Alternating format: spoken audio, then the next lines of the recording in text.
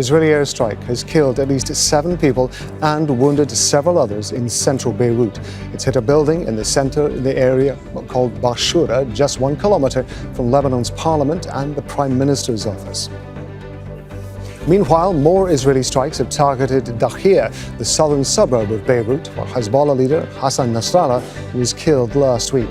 Israel's hit the area several times in the past 2 weeks, saying it was targeting Hezbollah sites.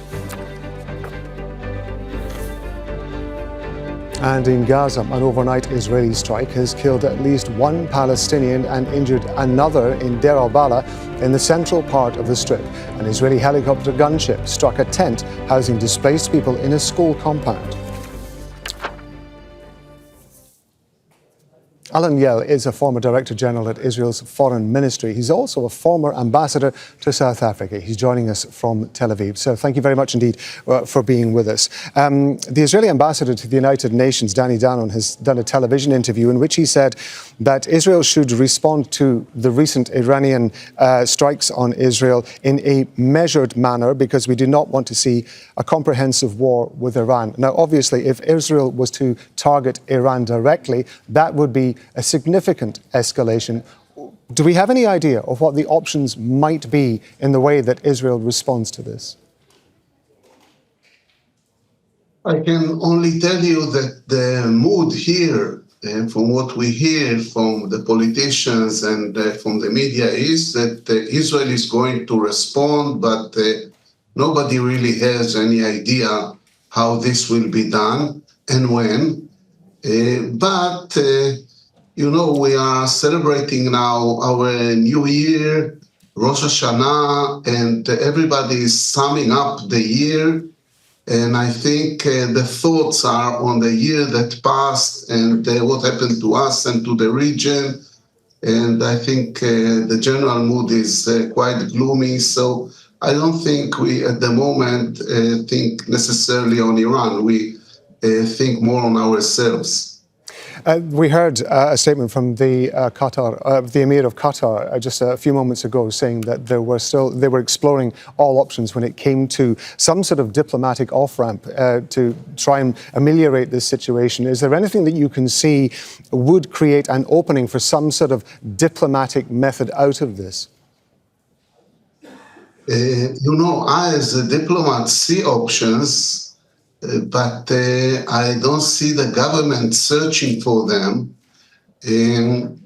I think, generally speaking, we didn't use the diplomatic arm at all, except for 1 week when we really exchanged prisoners and hostages, and this was a diplomatic achievement. But during the whole year, our diplomatic arm was paralyzed or necessarily not used, maybe intentionally.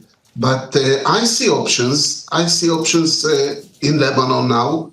I think we should start speaking to the government of Lebanon, if they're willing to do so, maybe to the army of Lebanon. And I see options in Gaza too, to involve the PA, but I don't think the government is really considering it. Is there any motivation? I understand what you're saying with regard to the situation that the government is in at the moment and the view that it is taking. Nevertheless, one of the key elements of this, of course, was a ceasefire negotiation to try to get captives back from Gaza and to obviously end the fighting in Gaza. That was something that Hezbollah was pinning on in terms of the attacks that it was carrying out on Israel. Is there any route back, do you think, to that ceasefire deal that might serve as some way of unpicking what the situation is at the moment? Doesn't look so at the moment, unfortunately, especially for the families involved. The focus now is on the north, the ground entry in Lebanon, the attacks in Beirut, the casualties Israel is suffering as a result. So I don't see that Gaza is getting now any attention in this direction. I hope I'm wrong, but this is how it seems now. Benjamin Netanyahu and his coalition have seen a surge in support in Israel, not least through the Israeli media, with regard particularly to the attacks that they've been carrying out in southern Lebanon. But how long do you think that support may last? More Israeli soldiers start being killed in action and targets are perhaps hit more deeply into Israel? The word here is that we are not going to conquer southern Lebanon, that we are kind of only entering the border area to remove the threat from our villages in order to enable the inhabitants of the north to go back home. But you know, these attacks have a nature of their own, and things can deteriorate. Generally speaking, to try and sum up both fronts, I think we really substantially hit the Hamas to the point that we removed most of the military abilities.